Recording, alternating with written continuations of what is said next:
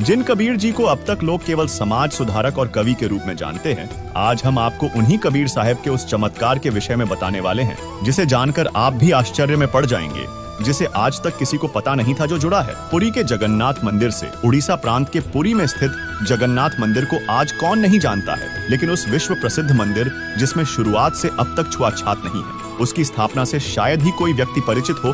तो आज हम आपको कबीर साहब के चमत्कार और जगन्नाथ मंदिर बनने तथा उसमें स्थापित मूर्ति के बनने की सच्ची घटना से परिचित करवाने वाले हैं। तो चलिए वीडियो को शुरू करते हैं। सर्वविदित है कि दुर्वासा जी के श्रापवश 56 करोड़ यादव श्री कृष्ण के सामने आपस में लड़कर मर गए थे और श्री कृष्ण की मृत्यु भी एक शिकारी के विषाक्त तीर लगने से हुई थी। जब इस घटना की जानकारी अर्जुन तथा युधिष्ठिर आदि पांचों पांडव को हुई तो जिस स्थान पर श्री कृष्ण विषाक्त तीर के लगने से तड़फ रहे थे वहां पहुंचे तो श्री कृष्ण ने अर्जुन से कहा कि मेरे शरीर को जलाकर इसकी राख को काष्ठ की पेटी यानी संदूक बनवाकर उसमें डालकर पूर्ण रूप से बंद कर देना और समुद्र में बहा देना।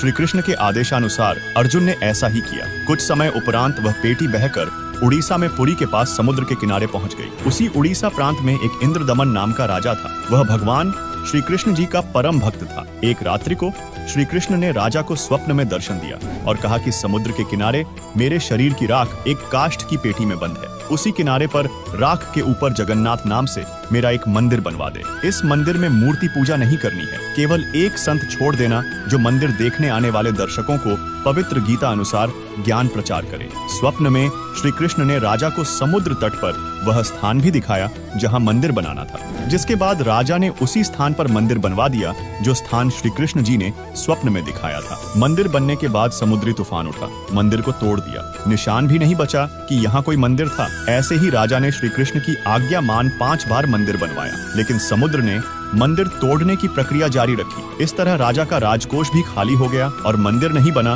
तब राजा ने निराश होकर मंदिर दोबारा न बनवाने का निर्णय ले लिया। यहाँ आपको बता दें, जब परमेश्वर कबीर जी अपने पुत्र जोगजीत के रूप में प्रथम बार काल के 21वें ब्रह्मांड में जहाँ पर तप्त शिला बनी है पर प्रकट हुए तो काल ब्रह्म ने जोगजीत रूपी परमेश्वर के साथ झगड़ा किया। फिर विवश होकर चरण पकड़कर क्षमा याचना की तथा प्रतिज्ञा करवाकर कुछ सुविधा मांगी, जिसमें से एक थी कि द्वापर युग में मेरा पुत्र विष्णु कृष्ण रूप में जन्मेगा। वह मृत्यु उपरांत जगन्नाथ नाम से पुरी नगर में समुद्र के किनारे मंदिर बनवाएगा, लेकिन समुद्र उसको बनने नहीं देगा। आप उस मंदिर की समुद्र से रक्षा करना। परमेश्वर कबीर जी ने कहा था कि मैं वह कार्य करूंगा।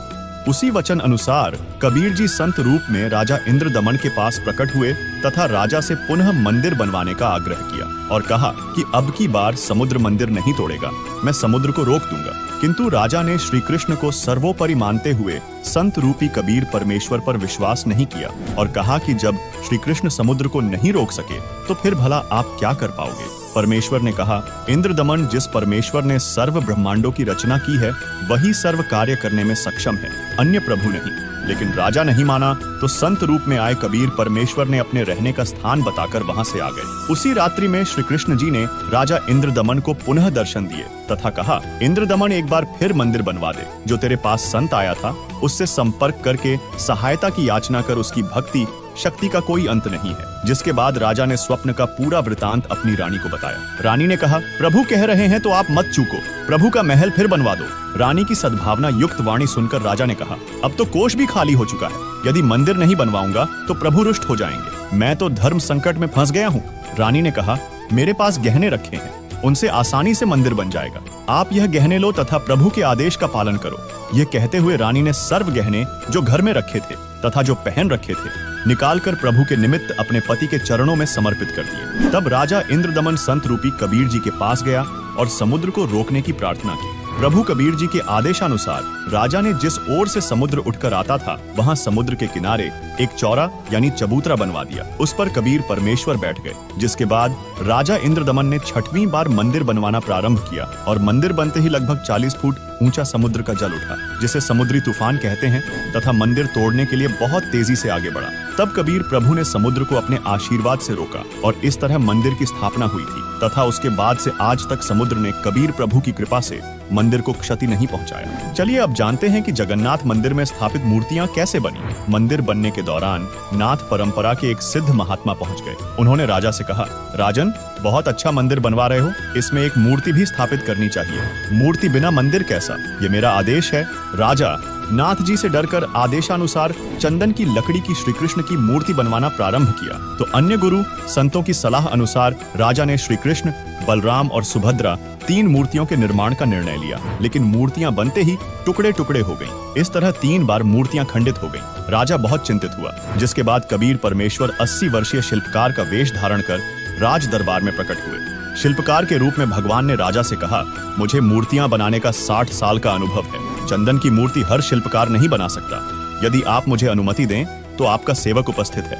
तब राजा ने कहा, आप मेरे लिए भगवान ही कारीगर बनकर आए लगते हो। मैं बहुत चिंतित था, सोच ही रहा था कि कोई अनुभवी कारीगर मिले तो समस्या का समाधान बने। आप शीघ्र मूर्तियां बना दो। तब वृद्ध कारीगर रूप में आए कबीर प्रभु ने कहा, राजन मुझे एक कमरा दे दो जिसमें बैठकर प्रभु की मूर्ति तैयार करूंगा। मैं अंदर से दरवाजा बंद करके स्वच्छता से मूर्ति बनाऊंगा। ये मूर्तियां जब तैयार हो जाएंगी तब दरवाजा खुलेगा। यदि बीच में किसी ने खोल दिया तो जितनी मूर्तियां बनेगी उतनी ही रह जाएंगी। राजा ने कहा, जैसा आप उचित समझो वैसा करो। 12 दिन मूर्तियां बनाते हो गए तो नाथ जी वहां पहुंच गए। राजा ने उन्हें स्थिति से अवगत कराया। नाथ जी ने कहा कि मूर्तियां देखनी चाहिए, कैसी बना रहा है, बनने के बाद क्या देखना है। ठीक नहीं बनी होंगी तो ठीक बनवाएंगे। यह कहकर नाथ जी राजा इंद्रदमन को साथ लेकर उस कमरे के पास जाकर आवाज लगाई, कारीगर द्वार खोलो। कई बार कहा परंतु द्वार नहीं खुला तथा जो खट खट की आवाज आ रही थी वह भी बंद हो गई। नाथ जी ने कहा कि 80 वर्षीय वृद्ध बता रहे हो, 12 दिन खाना पीना भी नहीं किया है, अब आवाज भी बंद है, कहीं मर न गया हो। जिसके बाद धक्का मारकर दरवाजा तोड़ा गया तो 3 मूर्तियां रखी थी। तीनों के हाथ के व पैरों के पंजे नहीं बने थे। कारीगर अंतर्ध्यान था। तब और कोई चारा न देखकर अपने हठ पर अडिग नाथ जी ने कहा, ऐसी ही मूर्तियों को मंदिर में स्थापित कर दो, हो सकता है प्रभु को यही स्वीकार हो। आज भी जगन्नाथ मंदिर में कबीर परमेश्वर द्वारा बनाई गई वे ही मूर्ति विद्यमान है जो इस बात की सत्यता को प्रमाणित करती है। चलिए अब जानते हैं, अन्य मंदिरों को छोड़कर केवल जगन्नाथ मंदिर में छुआछात प्रारंभ से ही क्यों नहीं है। जब मूर्तियां बनकर तैयार हो गईं, तो मुख्य पांडे ने शुभ मुहूर्त निकालकर अगले दिन ही मूर्तियों की स्थापना कर दी। सर्व पांडे तथा मुख्य पांडव राजा तथा सैनिक व श्रद्धालु मूर्तियों में प्राण स्थापना करने के लिए चल पड़े। पूर्ण परमेश्वर कबीर जी एक शूद्र का रूप धारण करके मंदिर के मुख्य द्वार के मध्य में मंदिर की ओर मुख करके खड़े हो गए, मानो उनको पता ही न हो कि पीछे से प्रभु की प्राण स्थापना की सेना आ रही है। आगे आगे मुख्य पांडा चल रहा था। परमेश्वर फिर भी द्वार के मध्य में ही खड़े रहे। निकट आकर मुख्य पांडे ने शूद्र रूप में खड़े परमेश्वर को ऐसा धक्का मारा कि लीलामय रूप में परमेश्वर दूर जाकर गिरे तथा परमात्मा एकांत स्थान पर शूद्र लीला करते हुए बैठ गए। राजा सहित सर्व श्रद्धालुओं ने मंदिर के अंदर जाकर देखा तो सर्व मूर्तियां उसी शूद्र रूपी परमेश्वर का रूप धारण किए हुए थी। इसे देखकर उपस्थित व्यक्ति अचंभित हुए तो मुख्य पांडा कहने लगा, प्रभु क्षुब्ध हो गए हैं, क्योंकि मुख्य द्वार को उस शूद्र ने अशुद्ध कर दिया है, इसलिए सर्व मूर्तियों ने शूद्र रूप धारण कर लिया है। वही कुछ समय बाद मूर्तियों का वास्तविक रूप हो गया, जिसके बाद मूर्तियों को गंगा जल से कई बार स्वच्छ करके प्राण स्थापना की गई। वही कुछ दिन पश्चात जिस पांडे ने प्रभु कबीर जी को शूद्र रूप में धक्का मारा था, उसको कुष्ठ रोग हो गया। सर्व औषधि का प्रयोग करने के बाद भी स्वस्थ नहीं हुआ। सर्व उपासनाएं भी की, श्री जगन्नाथ जी से रो रो कर संकट निवारण के लिए प्रार्थना की, परंतु सर्व निष्फल रही। स्वप्न में श्री कृष्ण जी ने दर्शन दिए तथा कहा, पांडे उस संत के चरण धोकर चरणामृत पान कर जिसको तूने मंदिर के मुख्य द्वार पर धक्का मारा था, तब यदि उसने तुझे हृदय से क्षमा कर दिया तो उसके आशीर्वाद से तेरा कुष्ठ रोग ठीक हो सकता है, अन्यथा नहीं। मरता क्या नहीं करता। वह मुख्य पांडा सुबह उठा और अपने कई साथी पांडों के साथ उस स्थान पर गया जहां पर प्रभु कबीर शूद्र रूप में विराजमान थे। ज्यों ही पांडा प्रभु के निकट आया तो परमेश्वर उठकर चल पड़े तथा कहा, हे पांडा, मैं तो अछूत हूं, मेरे से दूर रहना, कहीं आप अपवित्र न हो जाए। तब पांडा फूट फूट कर रोने लगा तथा कहा, परवरदिगार, मेरा दोष क्षमा कर दो। तब दयालु प्रभु रुक गए। पांडे ने आदर के साथ एक स्वच्छ वस्त्र जमीन पर बिछाकर प्रभु को बैठने की प्रार्थना की। प्रभु उस वस्त्र पर बैठ गए। तब उस पांडे ने स्वयं चरण धोए तथा चरणामृत को पात्र में वापस डाल लिया। प्रभु कबीर जी ने कहा, पांडे 40 दिन तक इसे पीना भी तथा स्नान करने वाले जल में कुछ डालकर स्नान करते रहना। 40वें दिन तेरा कुष्ठ रोग समाप्त होगा। तथा कहा कि भविष्य में भी इस जगन्नाथ जी के मंदिर में किसी ने छुआछात किया तो उसको भी यही दंड मिलेगा। सर्व उपस्थित व्यक्तियों और पांडवों ने वचन दिए कि आज के बाद इस पवित्र स्थान पर कोई छुआछात नहीं की जाएगी। हिंदुस्तान का यह एक ही मंदिर ऐसा है जिसमें प्रारंभ से ही छुआछात नहीं रही है, जो कबीर परमेश्वर के चमत्कार का प्रतीक है।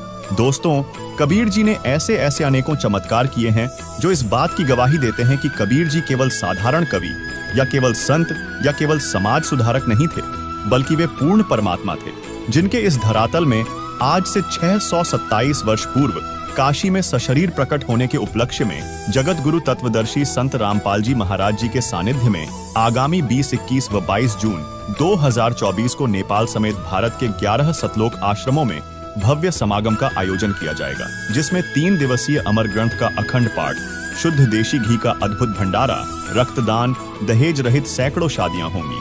आप सभी से निवेदन है कि इस भव्य कार्यक्रम में पहुंचकर कार्यक्रम की शोभा बढ़ाएं। आयोजन स्थल है सतलोक आश्रम धनाना धाम, सोनीपत हरियाणा, सतलोक आश्रम कुरुक्षेत्र हरियाणा, सतलोक आश्रम भिवानी हरियाणा, सतलोक आश्रम मुंडका दिल्ली, सतलोक आश्रम धुरी पंजाब, सतलोक आश्रम खमाणों पंजाब, सतलोक आश्रम सोजत राजस्थान, सतलोक आश्रम शामली उत्तर प्रदेश, सतलोक आश्रम बैतूल मध्य प्रदेश, सतलोक आश्रम इंदौर मध्य प्रदेश, सतलोक आश्रम धनुषा नेपाल।